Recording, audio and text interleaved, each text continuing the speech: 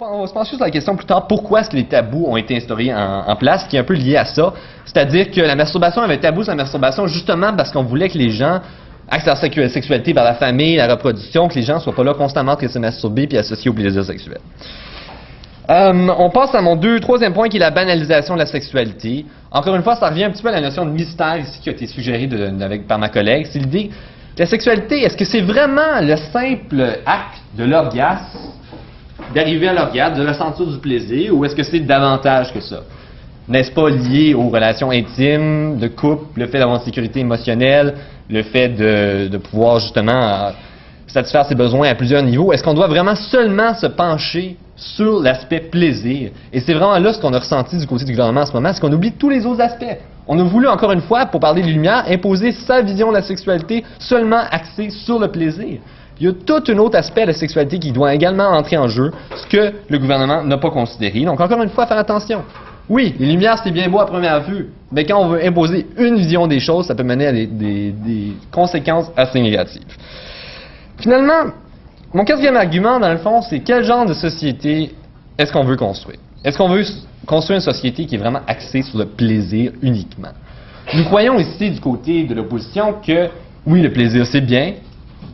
Évidemment, on n'est pas contre le plaisir, on n'est pas là en train de bannir la sexualité, mais est-ce que mettre en place ces notions-là à la base de la société, dire que le plaisir est vraiment l'aspect le plus important pour satisfaire nos besoins, nous croyons que ça va trop loin, que ça ne doit pas être l'élément central.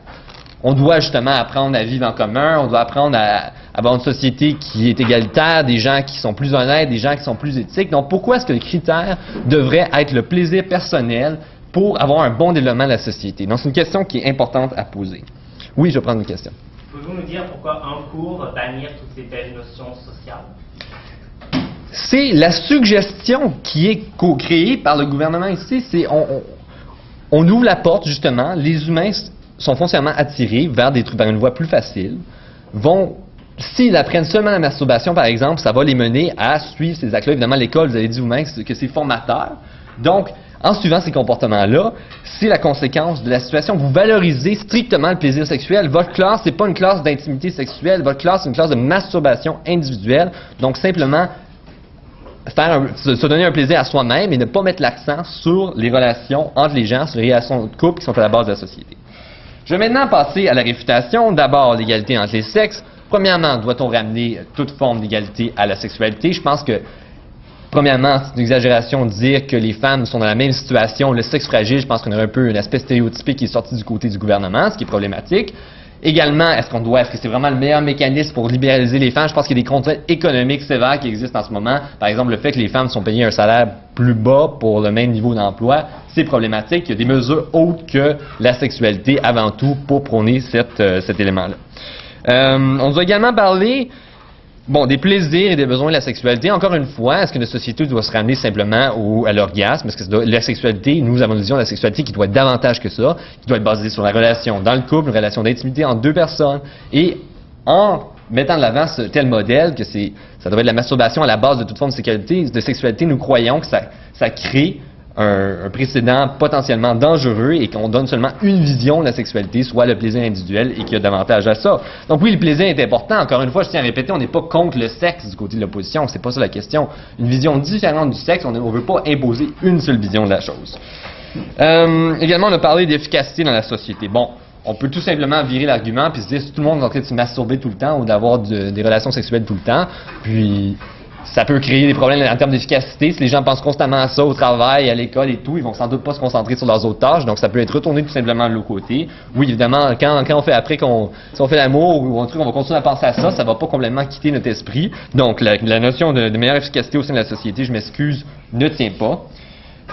Notion d'autonomie.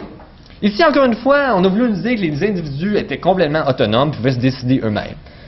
On a tous une part de culture dans nous, c'est impossible de nier cet aspect-là. Encore une fois, l'argument de ma collègue tient toujours.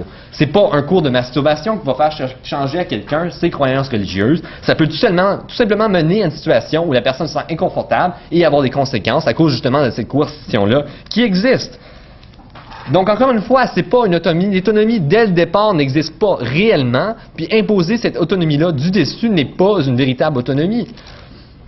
Encore une fois, on doit accepter tout de même une certaine part de multiculturalité au sein de notre société. Imposer des modèles constamment par le haut fait tout simplement négliger la situation dans laquelle nous nous trouvons actuellement, avec une société multiculturelle, plusieurs cultures qui vont dans les écoles. Donc, je crois qu'on doit faire attention des généralisations qui ont été présentées du côté du gouvernement et considérer notre situation actuelle. Finalement, l'idée de la santé publique, que les gens vont être en meilleure santé, premièrement, l'addiction sexuelle, ça existe, l'addiction à la pornographie, ça existe, c'est pas vraiment à la base d'une société qui devrait être basée sur l'intimité, les relations familiales, les relations dans le couple. Donc, vraiment, la ligne du débat ici, c'est deux visions de la sexualité qui s'opposent. Que nous voyons quand même que les tabous, c'est peut-être pas quelque chose qui est entièrement négatif. L'aspect du mystère ici qu'a voulu souligner ma collègue, l'idée que la sexualité va davantage que le simple orgasme, que peut-être qu'en prônant une seule vision de la sexualité, telle que tente le faire le gouvernement actuellement, c'est potentiellement une erreur et ça pourrait causer des torts futurs.